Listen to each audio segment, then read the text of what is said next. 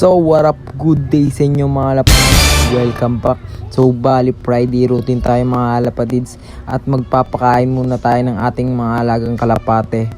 At pagtapos nila magbibigay tayo ng vitamins, kaya tara, let's go. At ayan pala yung ating alagang kalapate na si Inday at si White Feather mga lapatids. Kasalukuyan naglilimlim sila ngayon. So abangan yung magiging anak niyan, ilalaro natin yan, susubukan natin sa south kung uubra ba. Sana nga umubra. At dito naman tayo sa ating isang breeders mga lapatids. Ayan si Maldito at si Pongkan mga lapatids. So gutom na nagwawala na. So update pala sa itlog nila mga lapatids, pang 10 days na yan mga lapatids. So abangan nyo at malapit na yan mapisa. Healthy yung itlog yan mga lapatids. Ayan o, at ang sisigla nila kumain dahil yan sa binibigay nating vitamins sa kanila. At makalipas ang ilang oras mga lapatids at magbibigay na tayo ng kanilang juice mga lapatids. So ang gamit natin ay L2 Prebiotics, Moringa Powder at Pink Mineral.